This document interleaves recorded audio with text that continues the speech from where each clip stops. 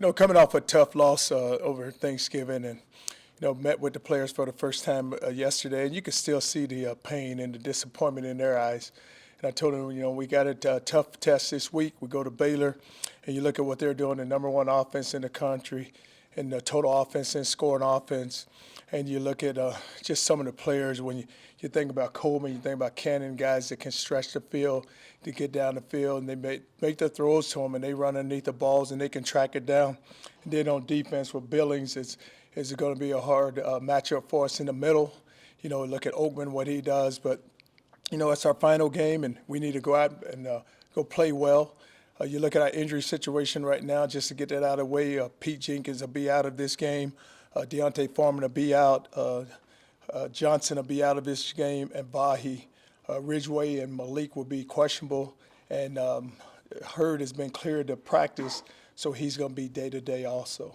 As far as Johnson, you mean Marcus or DJ? Kurt. Jay Gray's day-to-day probably will probably be back. Good chance he will be back. Raise your hand if you have a question. Start with Sean in the middle. Coach, have you given any thought to last game of the year, Gerard Hurd concussion, just letting him sit this one out and letting Swoops play quarterback? Well, not much, Sean, because the thing about Gerard, he's such a competitor, and I know he got a concussion there. And I don't know how severe it is, but it was a concussion, and that's why we're going to just make sure that the doctors make the right decision and how we go about it. May not need him if Swoops plays well. Who knows if we're going to need him or not, but it'd be one of those if we really have to just see how the whole situation goes and make sure that he's on point. So are you looking at it, Swoops will start the game on Saturday? Or Swoops will start the game on Saturday. On your right, Anwar. Coach, you have the contracts of some of your original assistant coaches that are expiring, of course, after the season. Where are you as far as the evaluation of those guys go? Well, Anwar, what I do at the end of every year, which I've always done, is sit down with each coach and just talk to them, and that's what I'm going to do. Just wait till the end of the season, we sit down and talk. Have you made any contact with Sonny Cumbie as far as coaching here next year? No, I haven't. The only thing I've been focused on is our staff, and I don't do it. It's my whole job is take care of my staff and the staff I have right now. Ricky. Charlie, you've had pretty tangible goals all season you could point to, whether it's a Big 12 championship or a bowl game. But more than likely, with that all out of the way, do you worry at all about how the guys will approach this game and if they'll still be, mentally committed to it? No, I haven't, and I think they will, because if you think about it, it's not like you sit here with a lot of times you have that problem when you have an older team, and because a lot of them, once they see how the season's been going, they just want to get the season over with. But when you have a young group like we have, they'll go out and compete, and that's what I told our coaching staff. We have to make sure that we don't go out there and just roll the ball out on the field and just go through the motions. We need to go play, or we'll get embarrassed. The middle, Ed. Coach, there's some talk of some 5 and 7 teams getting to the bowl. Would you consider getting a bowl if you did beat Baylor and they came a calling? Well, I don't, we just got to make sure we can go beat Baylor and just get this one out of the way. On your left, Alex. Coach, I'm sorry if I missed it. Did you give an update on Dylan Haynes? Haynes is day-to-day also. And then just talking about the safeties, can you just talk a little bit about Duke kind of moving back there to safety, what you saw there, or what it was personnel-wise that made you want to do that? No, what we did, the reason why Duke played some at safety, it was all about just personnel-driven because Tech played 4 wide receivers, and it was always a matchup problem because we played what we want to do is bring pressure. So we knew that Duke could go cover their inside slot guys, and that's the reason why we put him there. That was just a one-game thing.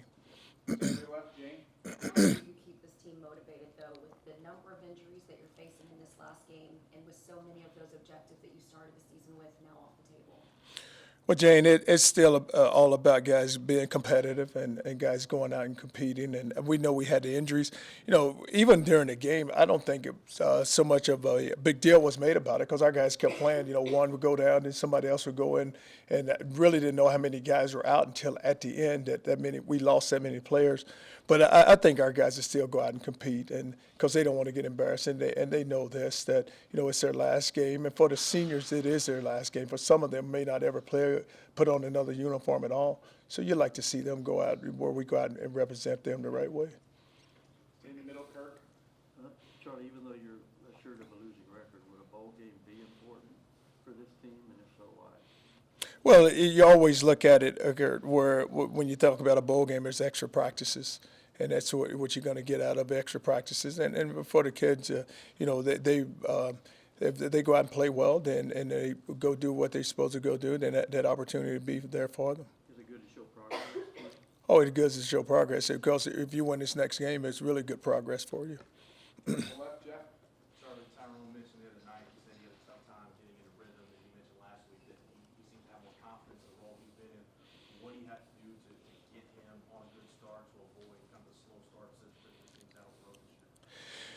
Well, the key thing for us is we need to start off fast and just make sure that with our play calling, that we put him in position where there's positive plays and there's good things happening for him. We ran the ball so well the other night that we didn't. I think we threw for 64 yards and just didn't make the connection. Had some drop balls, but it's about just the rhythm and making sure we have really good rhythm, and then that way that'll keep us on pace. In the middle, Brian. Charlie, the way Oklahoma played Saturday and really the back half of the season with P. Ryan and Mixon, next year, is that kind of a model that you would like to see? Two big running back threats, a dynamic quarterback play, but they're not throwing it 100 times. Very strong running game. Is that what you ultimately want to get to? Brian, I always say this: you win games when you run the football, and if you can get a good rhythm and a good chemistry on offense, and if you look at it, the quarterback is playing well for them, and he can make plays. Or even when things break down, he can put the ball in his hands and he can create. And then you look at the two big backs they have, similar to what we have right now with our two big backs, but it's all about just making sure that you play calling is rhythm, and play calling is making sure you go get first downs, and then you have an opportunity to go on top. You go steal one over the top. The middle, Bob.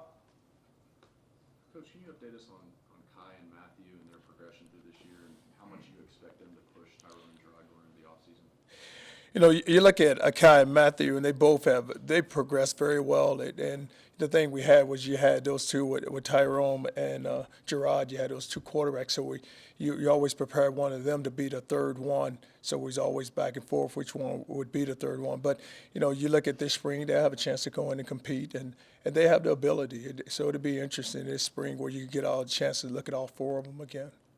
Left, Jane. Talking about that running game ahead of it, really saw Chris Warren locked in to Tommy Robinson, taking in a lot of direction, et cetera. What have you noticed about his development from when he first stepped onto the 40 to his performance the other night? When Jane, we always felt like that Chris Warren had a lot of ability. And, early in the season was nursing a lot of injury, where it'd be a high ankle. Then I think he ended up twisting it again, midway through the season. But he's one of those players that's always been focused, very mature for his age. And he's one of those guys that, you can tell him something and he's going to hold you to it. And so when you tell him something, it better be the right thing, because he's going to do exactly what you tell him. But I knew, and that's why I said last week, I felt like that he would have a big game. And because once we give it to him, I just knew that he's one of those guys that as longer the game goes, the stronger he gets. And he got very strong. So with Jay Gray possibly playing on Saturday, do you give Jay Gray the start, or do you unleash Deontay Foreman? No, Foreman would not be in. So I'm just saying, yes, Warren. Yeah, Warren would be the guy. But Jay Gray's still, day to day. So Chris Warren is going to be back there. On your right, Chip. Charlie, do you feel like Mike Perrin's going to do everything that you need going forward, support you in every way in any possible changes that you would make? And have you outlined to him what you think needs to happen at the end of the season? Not yet, Chip. I haven't sat down with him, but I just know this. We have plenty of support in this program, and that I'm not concerned about that. We just got to do our part. But I know when I sit down with Mike, whatever we need to get done, he's going to do it for us. On the left, Mike? Charlie, you mentioned this morning on the call that you still need a couple pieces, but once you get those pieces, you're gonna be in the right direction. Wonder if you could expound on which pieces you need, and also is next year kind of the year that you're building towards? Is that the year when you think like everything should fall in place? Well, Mike, you always think about recruiting, and you want to make sure that you get all the pieces in recruiting. And you look at it, you started 2 freshman offensive line. We need to get that position. That's a position to always recruit the big guys. We're offensive and defensive line. We got to get us more big guys at those 2 positions. Skill guys, you'll be able to find them, but we need some more guys there. And then I think that once we continue to build those 2 positions, then we'll be in place and get to where we need to get to. The middle, Sean? Coach, with Chris Warren kind of performing the way he did, especially after Kirk Johnson got hurt, he knew it was on him. Everybody knew he was the guy. Has it allowed the staff to go back and maybe be reflective on the amount of rotations they had at running backs and maybe give one guy the load and let him see if he can carry it for a while? Well, Sean, you look at it, and what we try to do is in the beginning, and like I said, like Chris was kind of banged up early, and so it fell on Jay Gray and Deontay, and you wanted to see those 2 guys, and then you watched Deontay make some big runs, and even Jay Gray. But when you talk about 3 backs, and it's just not enough to just space it out the way you wanted to, because then we weren't really running the ball as well as we're running it right now. So now we have had a chance to see him, and we know how strong he is and what he can do. And I always felt that way about him. The longer that game goes, the stronger he gets, and he just kept coming on. Could have just fed him. I told him before the game he'll probably have 200 yards rushing. He in at 276. Could have got him 350. I wish. I know. I'm not going to say this week. Not just yet. On your left, Ryan? Charlie, early on, you had touted the defensive line as a strength of this team.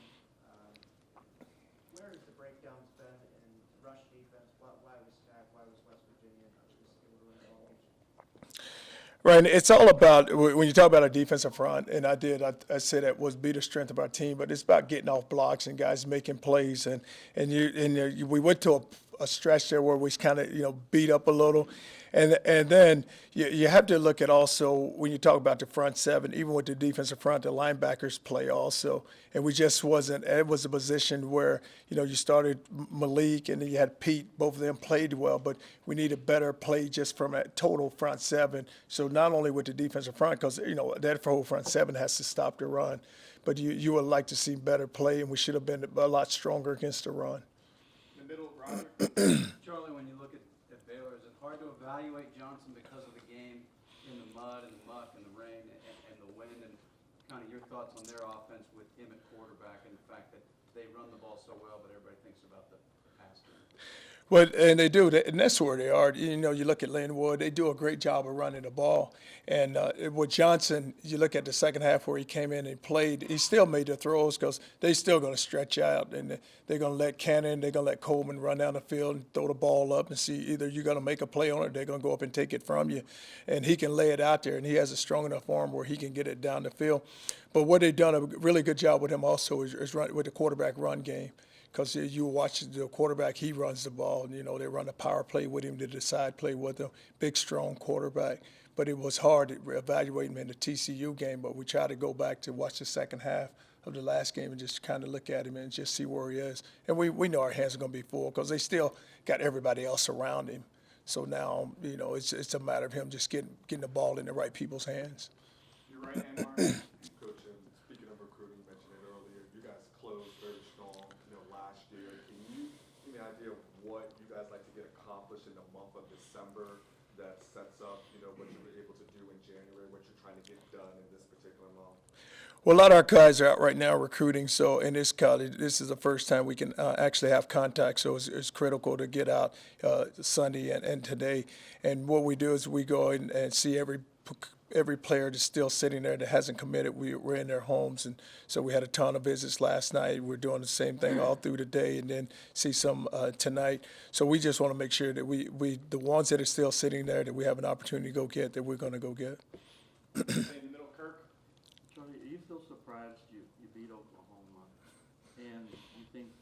Alabama and Clemson are gonna be calling you for advice. I don't know why, but Kurt, it is because you look at our team and we played so well against Oklahoma. Then you would have figured, okay, after that game, you got 6 to go play, and we're going to go hit a stretch here where we're going to play well. Because you always look at, there's always a game that kind of sets you up where you say, okay, that's the game. Now we're going to take off, and we never took off. And I told our guys and just yesterday I said, I don't know how many of you had a chance to watch some of the games yesterday. I said I didn't, but I know some of you guys did. But don't you kind of just sit back and say, you know what? Just think about why can't we go play like that? What's holding us back? And it comes down to what is holding us back. Do you have one thing that did hold you back? Well, a lot of times it goes back to just team chemistry and guys playing together and playing for what you represent. It's not always the name on your back, but what's in front of you. And then that's what it's got to come down to. You got to play for what's across your chest. On your left, Max? Charlie, on recruiting, are you concerned by the number of guys that are choosing to leave the state, or is this just early reservations that you think? No, I always say this, Mac. We have until February to go chase them down. And, a lot of times guys, they're going to leave the state. But still, though, once everything is over with, then you got a chance to really just go to them and just bear down. Then you go chase them and go run them down. And we're gonna get the guys that we need to go get. And some we're gonna lose, but still, though, we can't be afraid to go recruit them. And that's not we're not going to be afraid to do that. On your left, Alex? Hey, Coach. As far as the will position with Jenkins being out, Wheeler filled in mostly in the last game. Is Freeman, is he back and 100%? Will we see any kind of rotation between 45 and 35? Yeah, because what we did with Pete going down, then and then once we lost Malik, because usually when you have Malik still there, you can always play Tim Cole at the wheel and making sure that he can back up Wheeler. So now you got Freeman who's got to come in and help us, and then if Malik is not able to play, then it'll be Tim Cole at the Mike position with Hager backing him up. On the right, Chip? Charlie, do you see Breckenhager as more of a linebacker, inside linebacker, or as an outside linebacker, defensive end? Well, I think with Hager, you can do a lot of things with him. He's one of those guys that can play linebacker for you, and then he's big and strong enough where on when you get down to the third down, you get into passing situations, he's a guy that can rush off the edge, a guy that plays so hard, and all the players love him because just how hard he goes. And he's exciting to watch. May not always go in the right direction all the time, but he's going to give you everything he's got.